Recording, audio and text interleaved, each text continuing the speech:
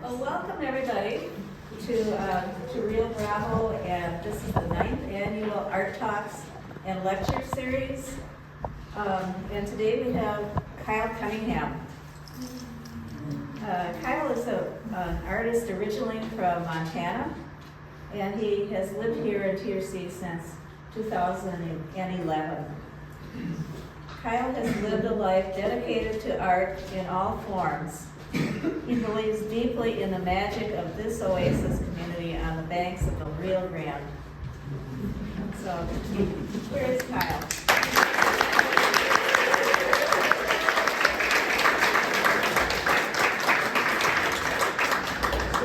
Technical problems.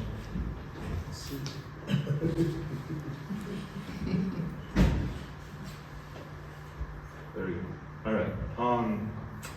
A couple announcements. You may or may not have seen we got a grant recently. We're going to be starting a small publishing company in our town. And the first book will be TRC number 75. It's going to be a celebration of our 75th anniversary of our name change.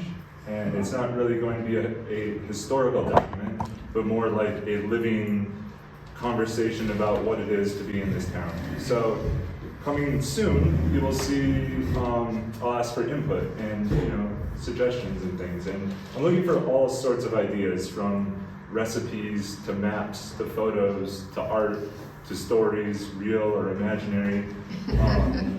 Just like, why are we here? And what are we doing? Why are we here? New York is coming up next weekend. There's a lot of propaganda around about it, so I won't go through the giant schedule that we printed up. But there's a whole bunch of things going on. I hope you all can make it. It is a festival that is primarily about art and artists, and especially bringing artists to our community so that we can co-create an experience that is meaningful and special to us.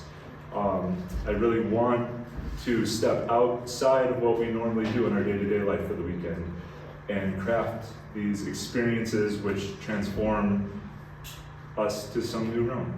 So I hope you all can make it. Interesting fact, the schedule for Meteoric 2019 was so hard to understand, I started calling everything intentionally confusing. This schedule is much better. Intentionally confusing, this is a Deodar cedar in the Himalayas with genie in it. The tree was truly massive, and it was these trees that allowed the British Empire to become a naval force. Jeannie and I write about things online. I don't think a lot of people know this. We have a website called intentionallyconfusing.com. It is a membership program. You can support us if you'd like. We have been lax the last couple of years, but we're going to revamp that. So take a look. All right. Secret. So my presentation really evolved over the time as I did it. I've been thinking about this for a few months.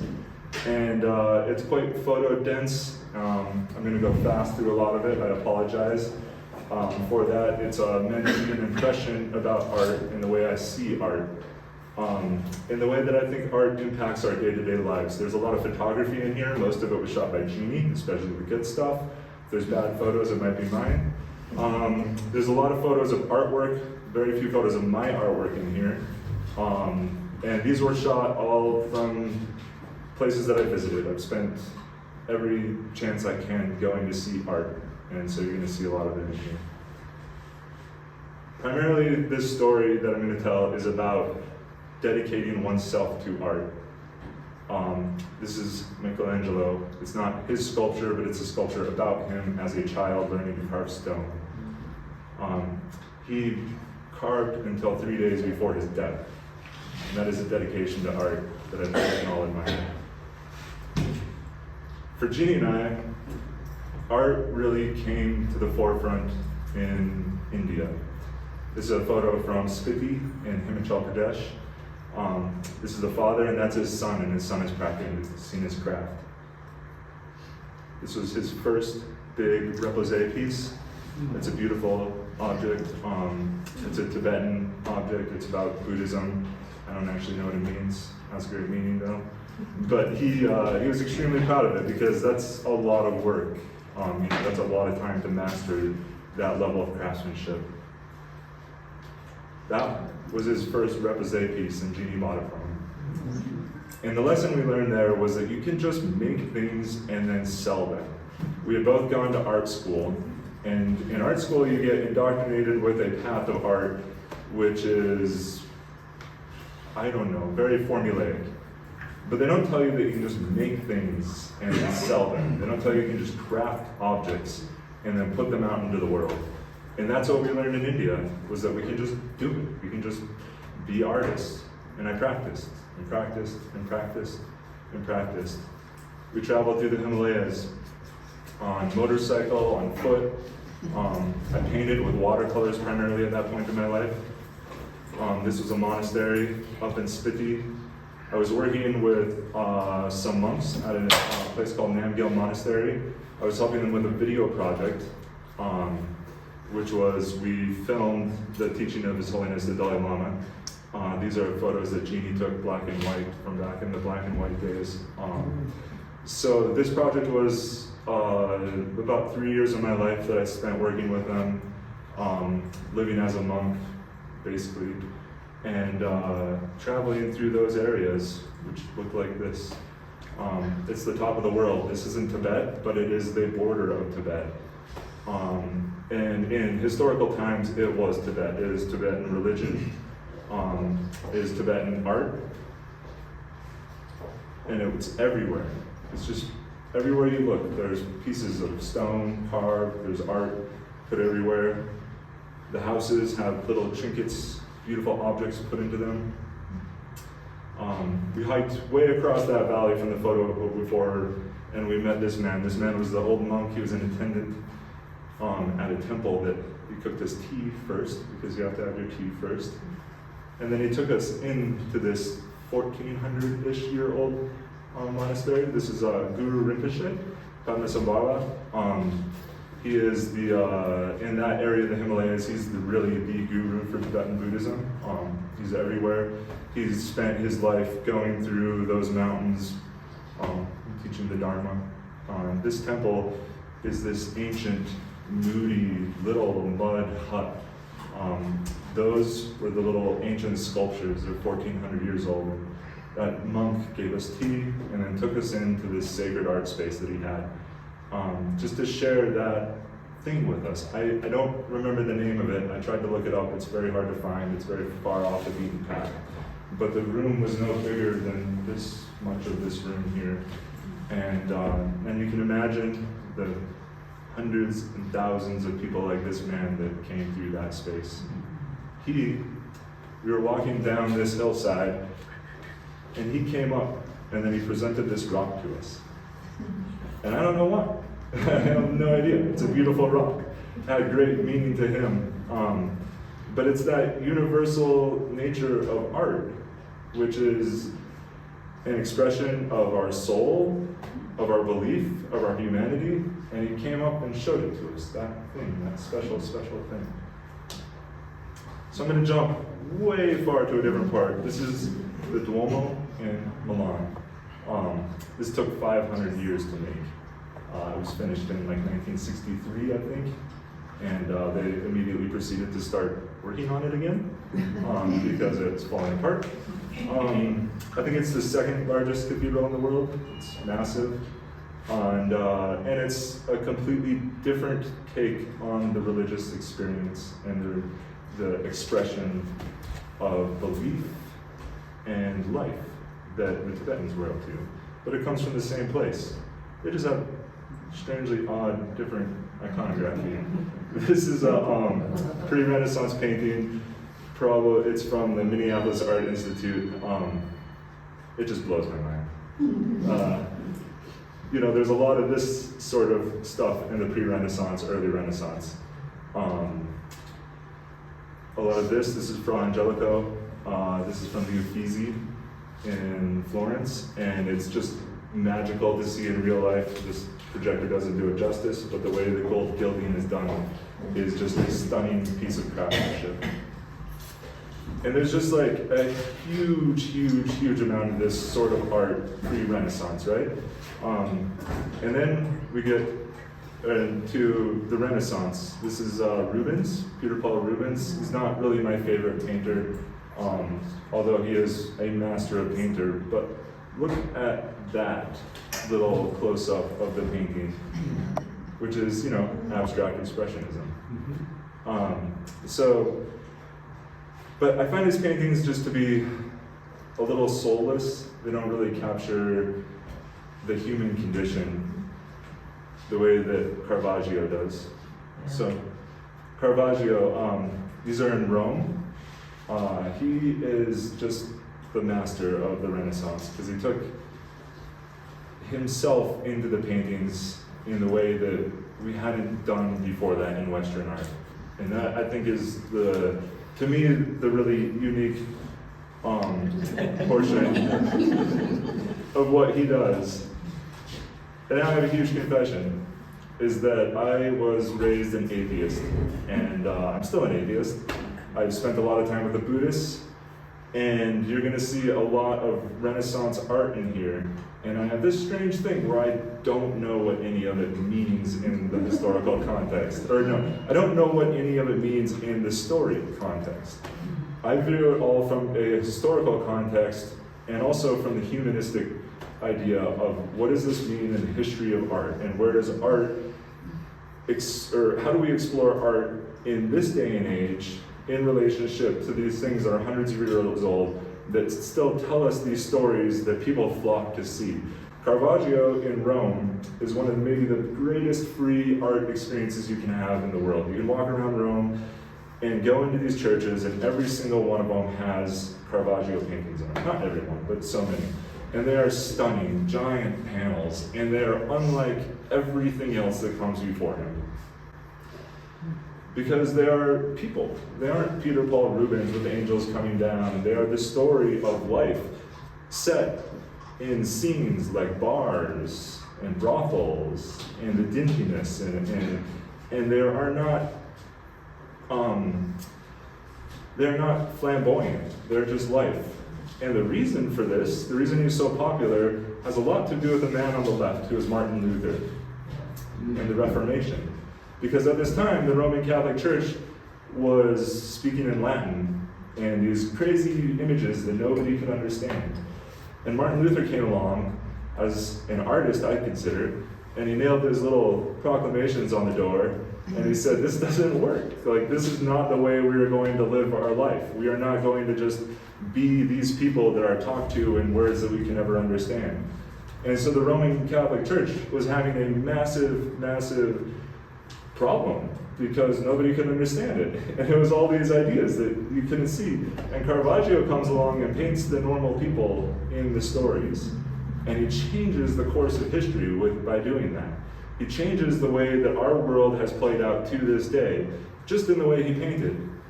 And Caravaggio is not necessarily a great human person as an individual human being, but he changed our history. You can see here Caravaggio, and in the middle I forget who it is, but it's somebody else. And the difference is just completely stark. I mean, it's hard to tell in this photo, but these are moody pictures that look like a painting or a movie from, the 1960s. And these are just flamboyantly painted images of angels and imaginary worlds. And so I look at art. This is the Uffizi. This is one half of it. And everywhere in that is just the most amazing art you can ever imagine in the world. And there's just museum after museum of this stuff. And I go through these places. This is the Pitti Palace, also in Florence. All of those are Raphael. And any one of those would be the center of a collection in the United States. And it put it into perspective to me when I walked into this room, and I was reading little tags, and it says, Raffaello, Raffaello, Raffaello. And I'm like, wow, okay, there's a lot of this stuff. And I keep looking. There's these ancient sculptures. This is Izame Noguchi. This is from the Noguchi Foundation in Long Island City. It's maybe my second favorite museum in the world. If you ever get a chance, it's worth the trek to go see it. It's the only museum made by the artist before he died. So it's, it's his sort of institute and his way of seeing the world. This is Van Gogh at the Met. We can go through these a little fast. This Dali, it's way smaller than you probably thought it was. I was shocked. Yev's Tengai. These were my early heroes. This is The Metamorphosis by M.C. Escher. It's a truly massive print. It's magical. And this exhibit reminds me that every time you go to see an artist that you think you know everything about, you find out there's something that they did that you never imagined. This is M.C. Escher's very early work. And you can see his skill at that point in the way that he was already a master at the art. And it just took that time to keep working over and over and over and over until he is able to come up with the things that we all know today. This is Picasso. It's from a series of work that he did called Suite 347. It was 347 etchings that he did in a summer. This is what inspired me to become an etcher. It was seeing that body of work. I saw it at the Met. They were all lining these rooms. It was completely overwhelming, the amount of imagery that was there. And he had this quote in there that he said he just sat all day, every day, drawing and imagining the things his people in his mind were doing. And it was one of those things that resonated with me, because that's what I do. I sit down and I draw and I create these images, and they're all the things playing out in my head. And they're all the weird ideas that I have, and they just keep expressing themselves. And so it's, that touch of the great Picasso saying the same thing that you do is pretty awesome. Basquiat, huge influence. Morandi, also. Anybody that's seen my oil cans because of Morandi. Joseph Calder and Picasso. Again, this is the Guggenheim and the Peggy Guggenheim in Venice. And the Curiosities, Egyptian. Also Egyptian. And that's the thing about art. We go to these places and we steal the art. We can't take a pyramid, but we take the pyramid tips. How crazy is that, right? And then we come back and they're completely separate from our own cultural background and our own cultural understanding. We don't know what these mean. We have no idea who Ra, the sun god, is, and this cycles of birth and death that they envision. And yet, people flock to the museums to see these things, these curiosities. This is Diane Arbus, photographer, mid-century, 1950s, 1960s. Huge influence. Jeannie and I both studied photography in college, and they're very much a massive personal influence is Diane Arbus. And a lot of her imagery was about celebrating the bizarre and the strange and the weird. And these are the places where I dwell. And to see her work was one of those ways where you realize, wait, we're not alone. We are connected to these people. We are seeing these same things. We are living these lives that are different and extraordinary and meaningful and not fitting in. And it doesn't really matter how weird you want to be. Like, it's actually really beautiful. Richard Avedon, in his series In the American West, Jeannie and I saw this kind of right after we started dating in Tucson at the Center for Creative Photography. If you're ever in Tucson, always check out what's going on there. These are huge prints, 9 feet tall, massive, massive black and white prints, shot by Avedon, who was, maybe the most famous fashion photographer, Vogue magazine, all these things. He photographed everybody. the exhibit just filled an entire room of these massive prints where he spent summers going around the American West to all the fairs and the rodeos and the brandings and the meatpacking factories and photographing people. And it was one of those moments where I realized, again, these are my people. This is my childhood from Montana. This is me holding down a cow while it's branded as a calf, and having the blood squirt on me and the smell of the burning fur. And it was just this special, impactful moment that this is in a museum. This is, our life is in a museum. Our life that we're living is being celebrated and appreciated. And it's weird, and it's amazing. But we've always liked the weird. This is at the Pitti Palace in Florence. This is Cosimo Medici's favorite dwarf. This is also his favorite dwarf. This is painted by Brazino. And so this is 1400 or 1500s, and there's still the same themes as Diane Arbus, the weird, the strange, the different. Brazino is also commenting, this canvas is painted on both sides. You actually walk around it and see both sides. And it was his commentary about the difference between sculpture and painting, because that was in the Renaissance a huge, huge, huge debate. All these spaces are also just beautiful in their own right. And as I went through, I just love these buildings.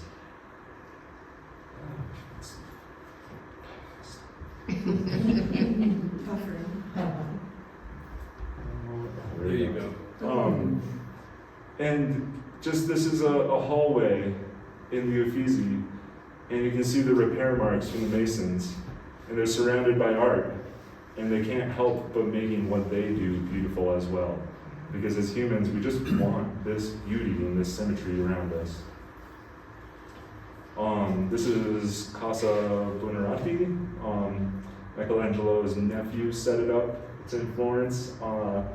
Random courtyard with a random sculpture, but how beautiful are the surfaces of that? And that's one of the reasons why we bought this building, because it was just beautiful. And it's a special thing to be able to take a space and create a home for art. If you were here this last fall, we did this piece by Melissa Haviland. We worked tirelessly for it, and it was installed for 2 hours.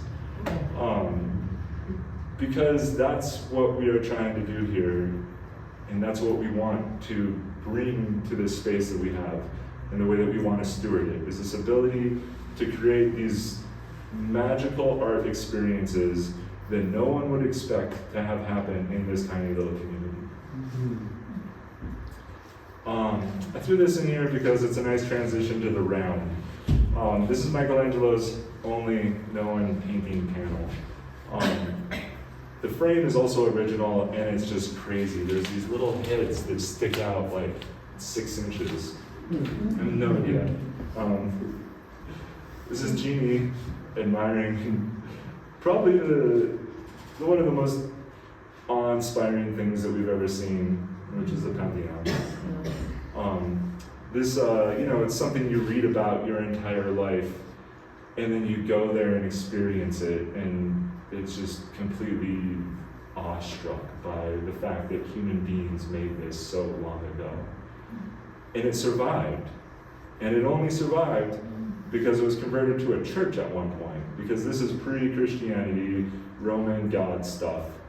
And everything else was erased. Not everything, but that's what you do. Art, it has that power that when the new regime takes over, you erase the old of it, It's the first thing that you grab when you have to flee, and it's the first thing to be destroyed by the new people. Sorry, it's very dark. This is also a little crypt. This is in Ostia Antica, which is Rome's very first port.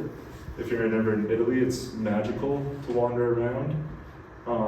But this is pre-Christian as well. And it's just a little crypt with like like benches on the side, and you can imagine the people in there praying and speaking to their gods and thinking about their lives and hoping for a new world. And when I go to see these places, I realize that we're not that far removed from the women that wove their own shawls and sat in those crypts reciting the prayers.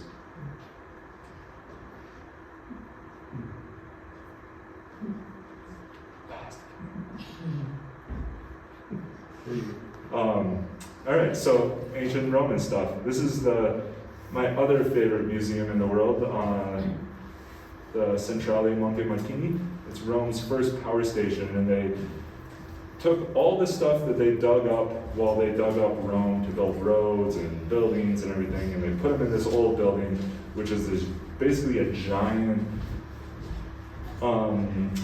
diesel engine that's like 3 stories tall. That was the first power plant for Rome. And the contrast between them is just this magical, like, dramatically lit ancient Roman sculpture and ancient Grecian sculpture with just metal and gauges and pipes. But they fit because it's all human nature. It's just the different technology of the day. These sculptures at one time illuminated all the stories, and in our day and age, the power plant illuminates all the stories. And they fit that way together, and they tell the same story, which is about our human ability to create and move forward and be inspired. This is the Denver Art Museum, and that's my little niece. She's 4 years old, and this summer I spent 5 hours with her in the Denver Art Museum, which seemed like a huge win, because a 4-year-old, not so much into art. But it was this magical experience for me, who has spent so much time in museums, to see the things that a 4-year-old connects with. She loved this for obvious reasons. She also loved the Donald Judd. And she was very angry at me because I interrupted the hide and seek time that we had gone to take a photo of her. But we ran around that thing, climbing over it, jumping on it. This is like, I don't know, millions of dollars for those stupid aluminum cubes. But they're this amazing thing. And that's like the best part, I think, about an art museum, and with her especially, was to be there and interact with the art on a tiny scale. And like, I am not a person that goes into an art museum and feels sacredness or quietness or anything. I like to get right up and look at everything. I like to examine it from every angle. It's not like a hushed experience. These paintings, these objects were lived and were created to be enjoyed and celebrated. And there's far too long I go in and nobody's talking and nobody says anything to anybody. And so I ran around this museum. We danced and played and laughed. And, she had a blast. And she kept coming back to this painting. And this is, 1800s French. I'm sorry, I forget the name. And we probably revisited this like 4 times. And she would ask me all the questions about this painting, about its mama, if it was going to be all right. And she knew it wasn't going to be all right. But she knew what it felt like to be held by her mother. And she knew what her mother would feel with her child dying.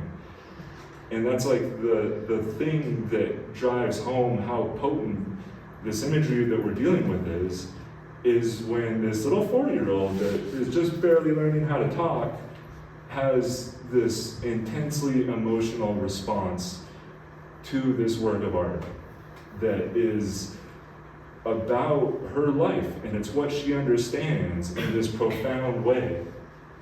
And that's the beauty of a lot of these things, is that they just reach out and touch you if you let them. And it's what we know is the human figure and the human form. These are Waisei Kami. This is an Iranian artist. They're these giant portraits. They're over life size. They're all very ethereal. They just float there looking at you. And in them, you can find the face and the form that you want. It's all the people that you've ever met. It is yourself. There is no details. The details get lost. and they're overpowering because they're very, very tall. But they just don't even stare at you, but even with the eyes closed, they're looking at you because you are looking at them and seeing inside of them. This is Michelangelo, an unfinished bust of Brutus. Modigliani. With the human form. That is very, very most basic. Again, Michelangelo, there's a few Michelangelos here. These are maquettes that he made. They were found in a cupboard like a couple hundred years after he died. Who knows? But they're, again, these forms of the human body telling these stories from the past. These are all very small. This is his very first sculpture. And it's the dire nature of being a human explored, this bustle and mass of humanity, and us growing through it and being completely overwhelmed by it.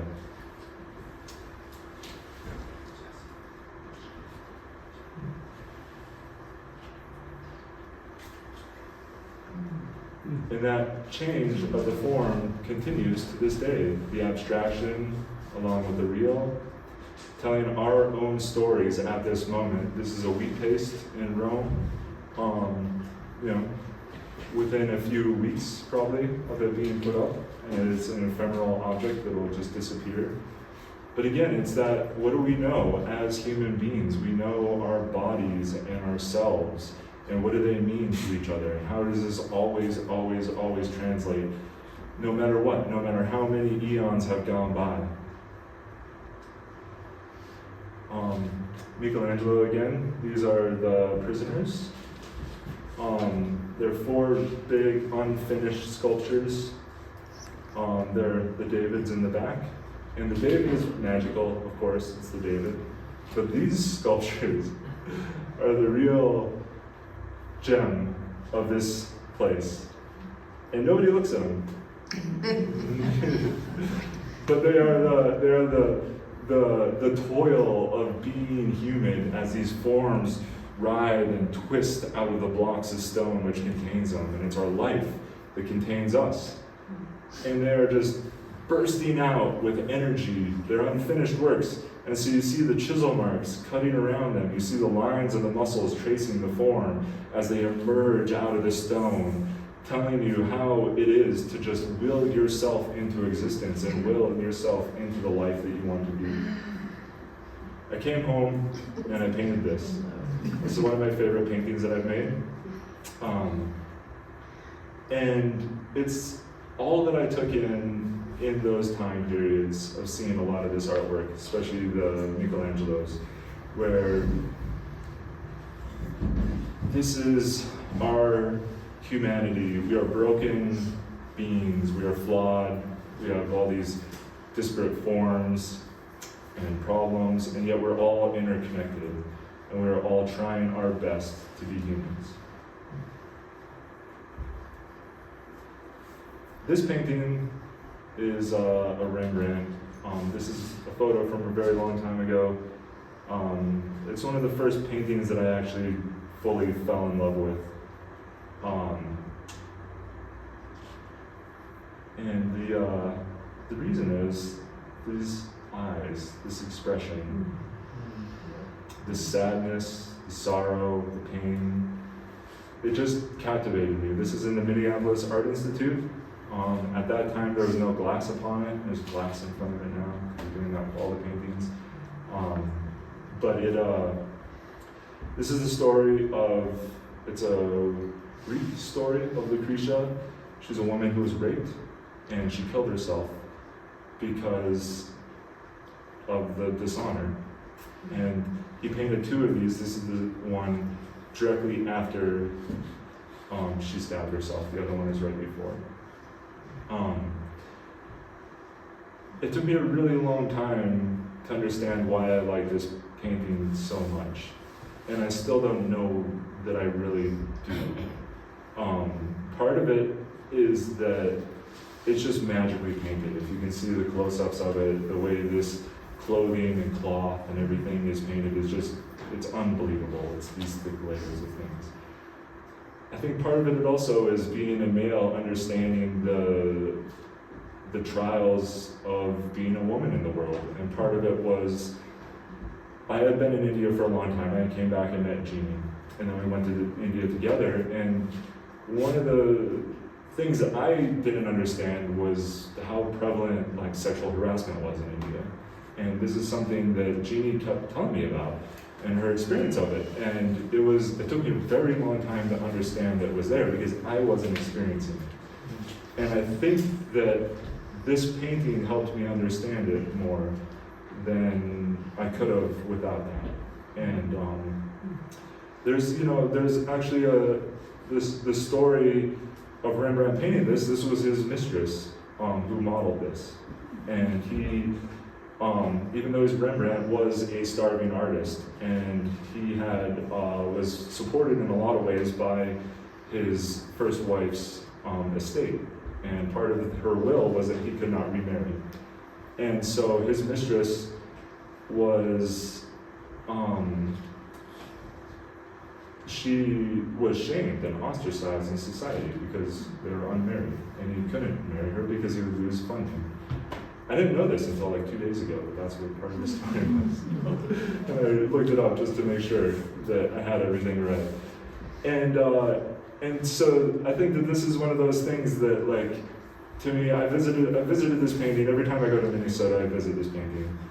And it's one of those things that captured me in such a way, and especially because it's not my favorite type of art. None of this Renaissance art is actually my favorite type of art.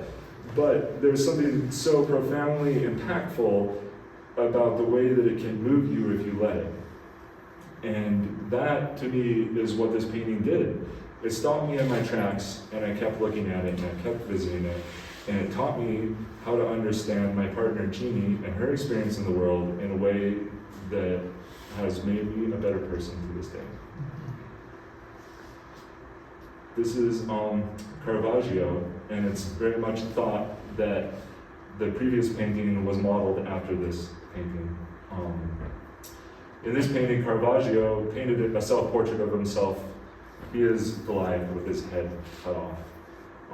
Caravaggio is a pretty dark figure, if you know about his history in art.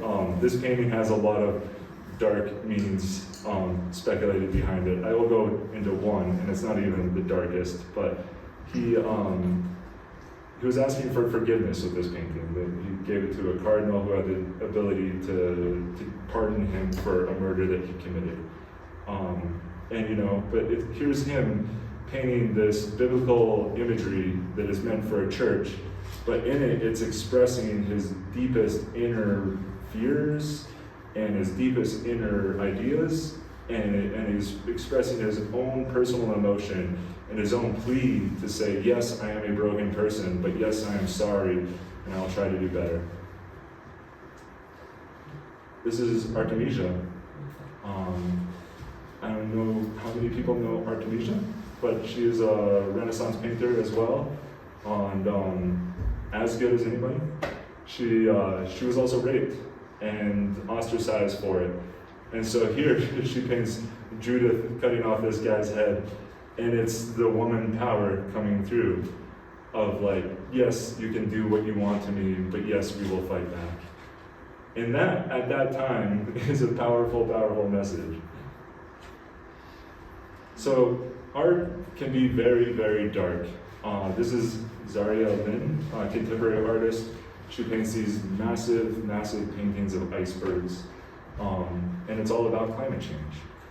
And that, we go from the Renaissance to this, but they're both dark, dark things about the human condition and what we have done to our planet, what we're going to experience in our life going forward, and how we are choosing to live. Climate change is one of the big motifs in my work. And I also paint ice. I paint fire as well. I painted this the day the Black Range caught on fire. Jeannie and I were out rock climbing at Luna Park, and that's about 50 miles as the crow flies from when that fire started. And we were catching perfectly cindered leaves that were floating 50 miles in the air in our hands. And they would just be perfectly crusty leaves, and you would touch them and they would disintegrate.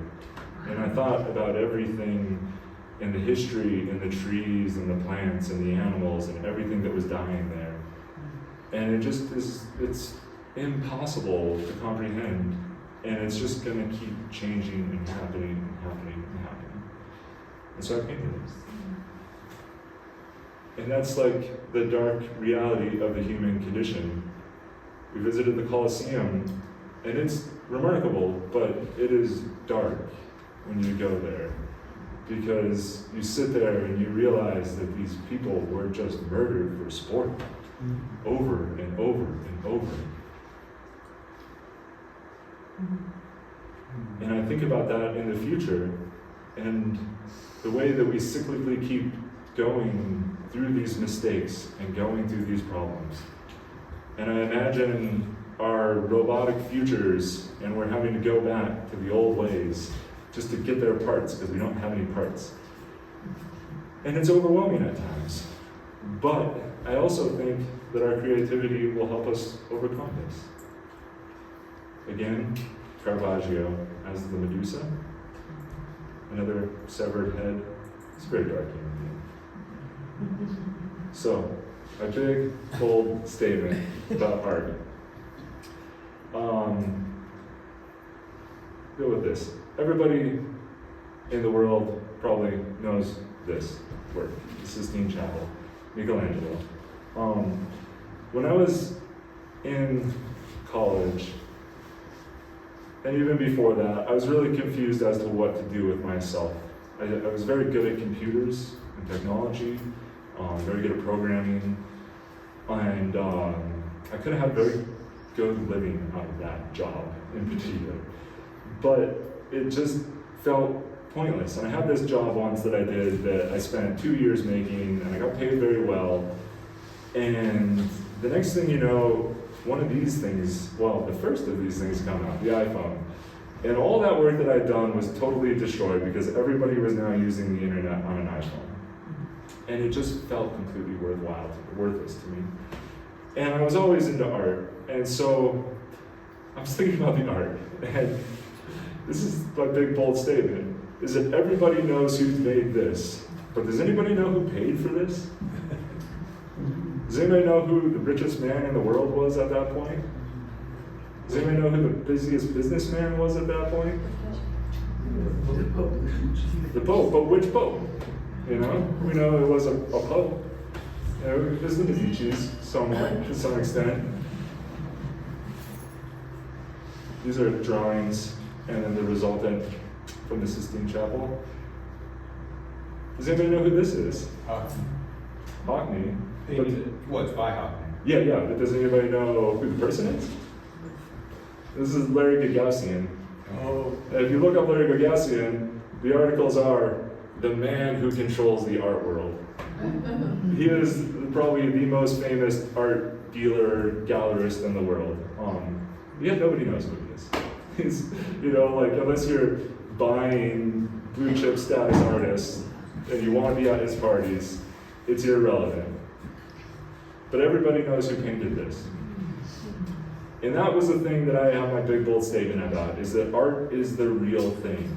Nobody cares who bought it, who sold it, what the gallery was, who paid for it. But in the end, they're going to know what the art was. They're going to see the art. And not all art, and I certainly don't think that my art in particular will be valued in any way, but we all have to strive together to put this forward, because that's our true human creativity, is just creating this stuff that then can live on, and will live on, and will be protected, or will be destroyed. That, right there behind that scaffolding, was the Last Supper in World War II. And we did that, the Allies. We bombed it. Because that's what you do to art. Because art's so important that you will bomb the great masterpiece when you're fighting a war with somebody because it'll demoralize their population. So Jeannie and I went through all these things in life. This is Margaret Kilgallen. This is my favorite contemporary artist, probably. She's deceased, 1990s, so-called Mission District artist. And her work, though, just reminds me of the nostalgic image of our country. And it's about sign painting and the words that we do and the old, the way that our West was formed. It reminds me of John Steinbeck. And this was where when Jeannie and I were done traveling in India, we had to decide where to live. And we always thought we'd live somewhere else in the world. But it was reasons like this emotion that this artwork inspires in me is why we moved back to the States, because it is our home and it is in our blood. This is the first time we ever visited Truth or Consequences, New Mexico. We were leaving it in the back of a truck at that moment. We had hiked from Phoenix to TRC, 550 miles. We were about a month into the trip. It snowed on us. We gave up on that hike because that was way too far to go to Albuquerque in the snow. So we did what we could do at that time and we hitchhiked. There we are, self-portrait, or Jeannie's self-portrait and her portrait of me sitting in the back of a truck, leaving southern New Mexico.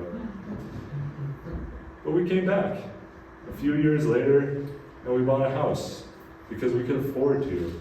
And that's the beauty of this town, is that it allowed us to come be artists, free from the constraints of the rest of the world.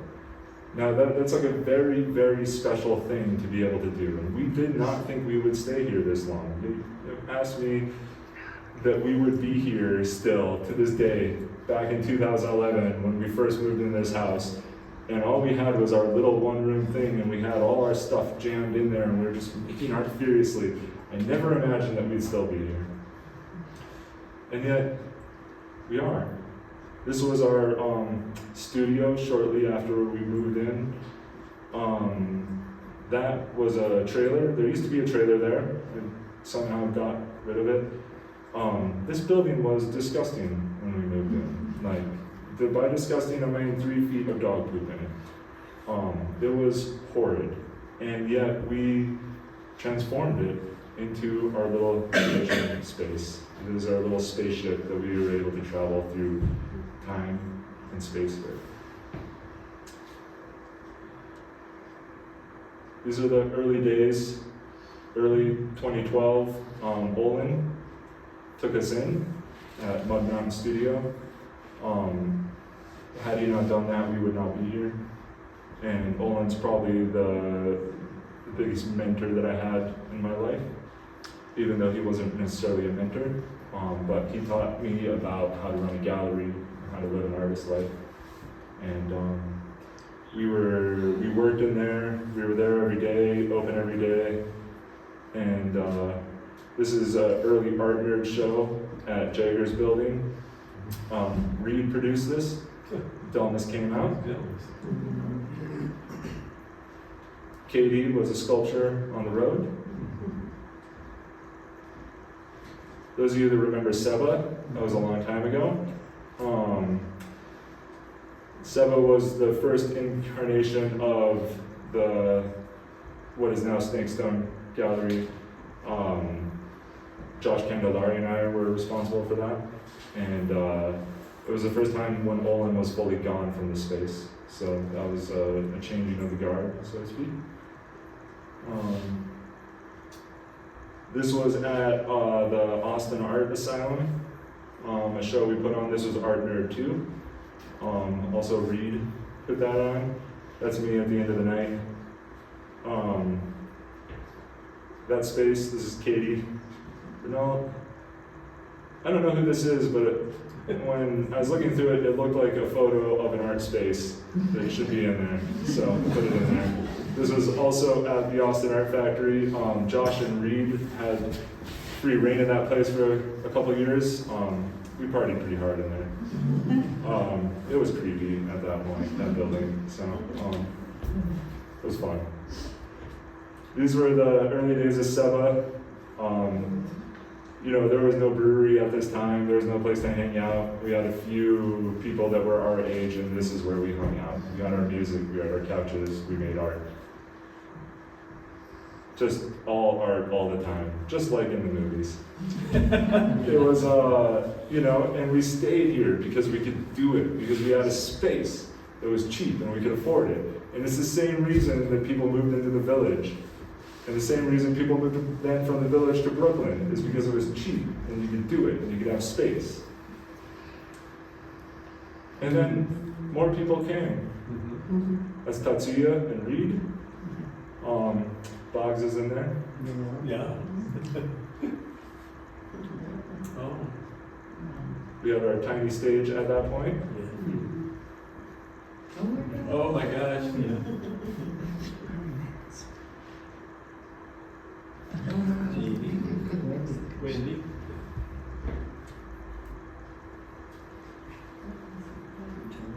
Uh-huh. This is Ingo's.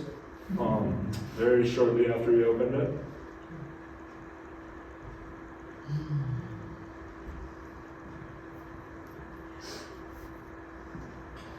And the reason we stayed here was because of the people. This was our first stationery parade. Oh, that's right. These guys are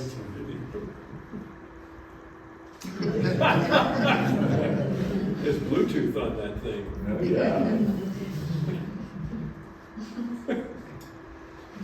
The whole time I've been collecting art tools, and that's part of our big mission at our space is to be this resource for art equipment. Priscilla generously just donated her lifetime's collection of bookbinding tools. I got an etching press last year. We have our letter presses. We're going to keep going with it because that's our dream, is to make this art factory where you can just create anything. It's a laboratory. It's meant to be a living, breathing space. It's not a gallery. It operates as a gallery sometimes, but it is an art laboratory to do things that nobody else can do because everywhere else it's expensive. And this entire time I kept working because that's really the lesson that I've gained from all the art that I've looked at, is that you just keep making art. You just can't stop. This was Meteoric 2019, Olin performing. Maynard Dixon. You know, I've spent a lot of time looking at stuff all over the world, and then moving to New Mexico, I found the rich culture that is here of art. Agnes Martin, everybody knows Dallas, of course. This is at the Hartwood in Taos. This is our magical New Mexico landscapes. I don't know the artist. I don't know any of these artists. These are all Albuquerque. Is that now?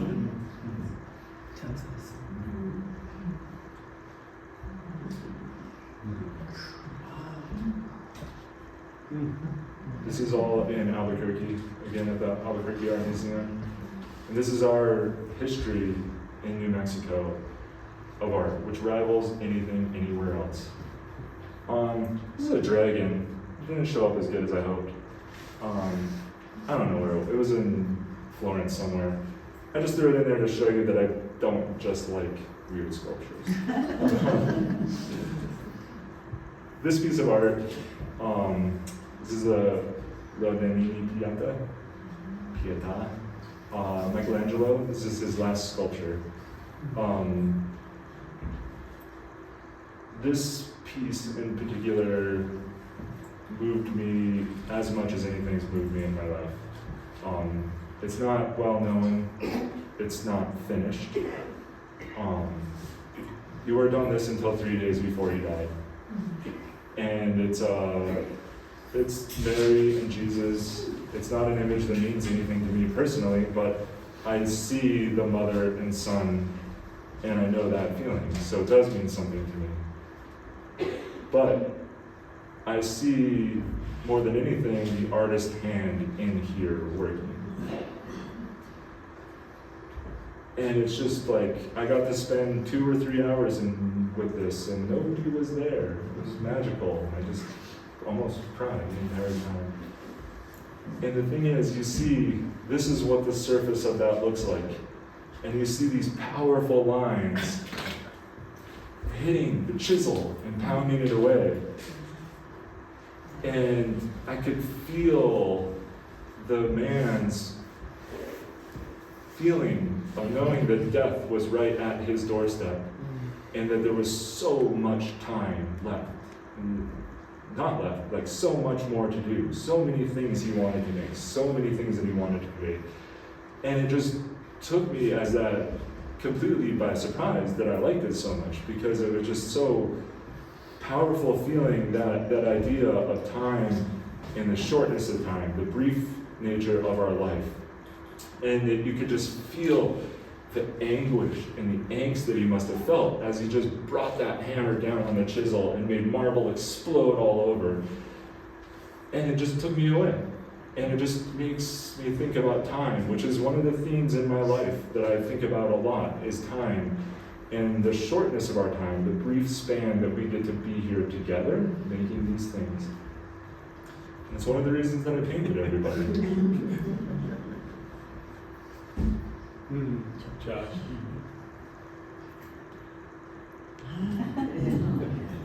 And it's a strange thing being in this town, you guys, because I'm a lot younger than most people here. And I know that I'm going to lose you guys, you know?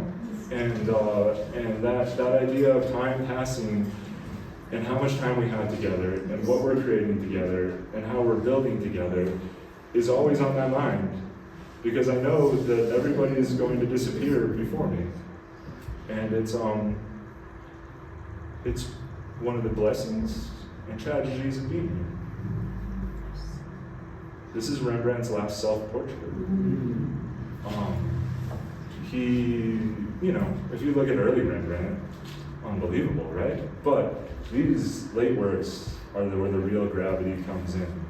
You feel it. You feel his knowledge of time and emotion and his sense of impending death. And it's just this beautiful, quiet painting of an old man with his hands crossed, who has worked his whole life on things. And it's the hands.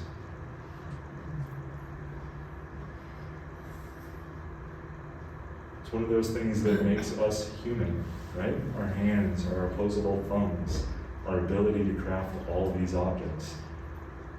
Everybody knows the finger, the spark of Genesis in the Sistine Chapel. And it was drawn by a hand. John Singer Sargent. I don't know who that was, sorry. Tibetans, the hands, and the yoga, and the magic.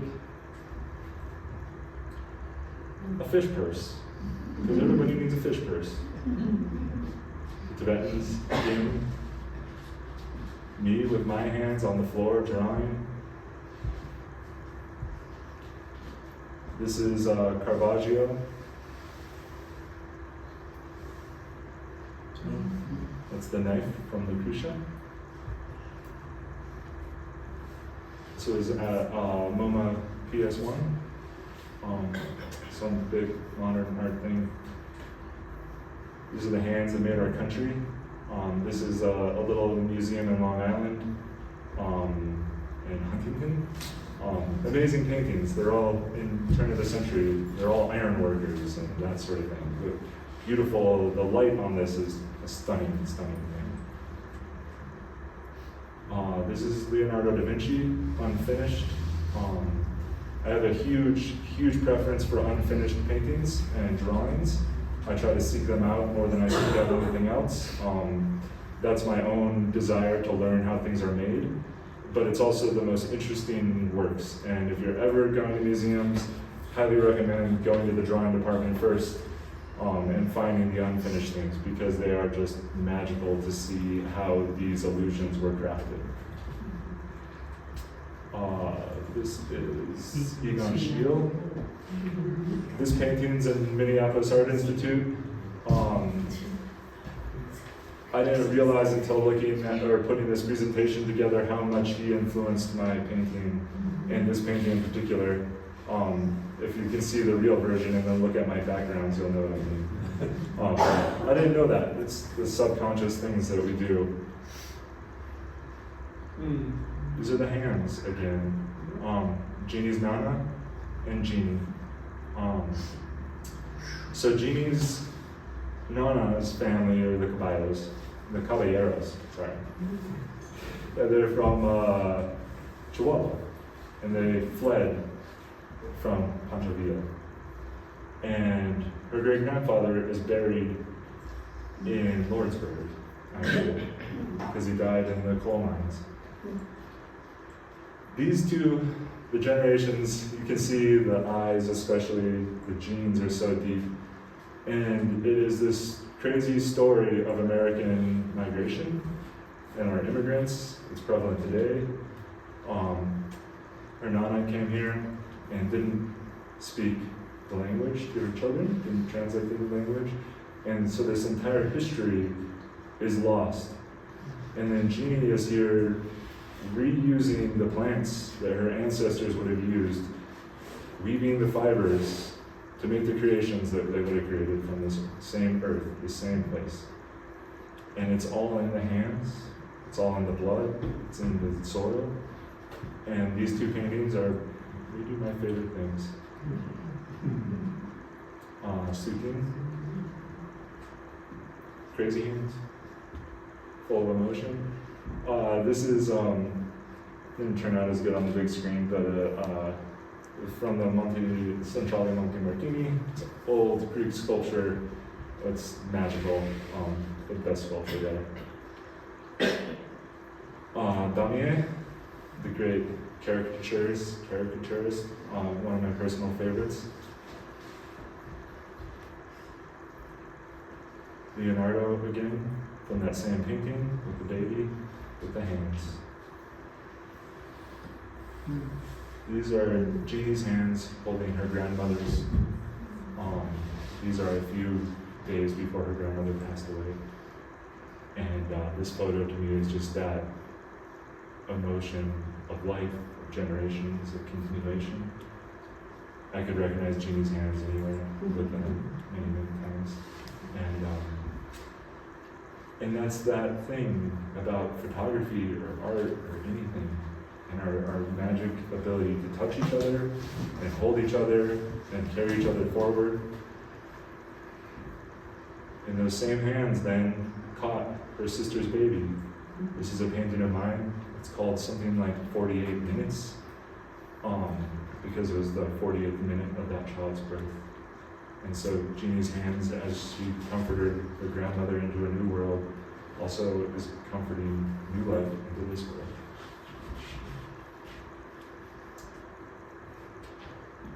Hands. This is from an exhibition at the Whitney Museum. I think it's still going on. It's called The Edges of Alvin Ailey. Alvin Ailey is a modern dance performer.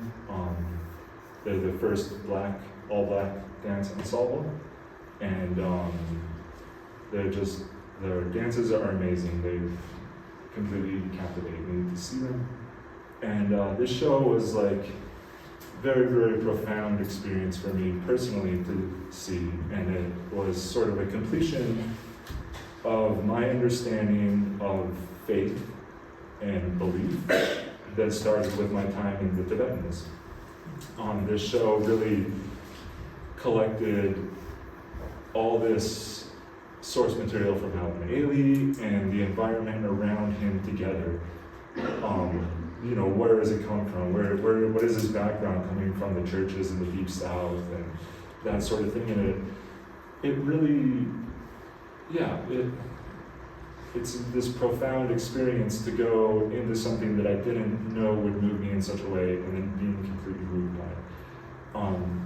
besides being the first black troupe of dancers, they also are one of the only dance companies that always perform other people's choreography, which I think is, and then he also taught a lot, almost immediately. And I think that that idea of community and togetherness is super profound. And we go from that to last weekend. This is Kendrick Lamar at the Super Bowl halftime show. This was the most watched thing of all time. And I think it was extremely badass. This was the first all-black performance on national TV, or on the Super Bowl halftime. At this moment, the line that he repeats is 40 acres and a mule, this is bigger than the music. With Trump in attendance. And this is like the core thing about art, is when you stick your neck out there and take a chance, you can actually change the course of history.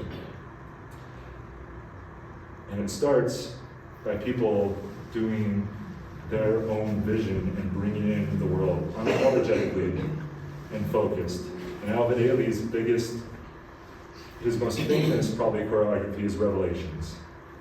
And it's, again, not a story that I know, but it's a piece that moves me, and it taught me that the faith is not about a person or a belief or a God or anything. It's really about coming together as humans and sharing our creativity, because we're more powerful that way than anything else.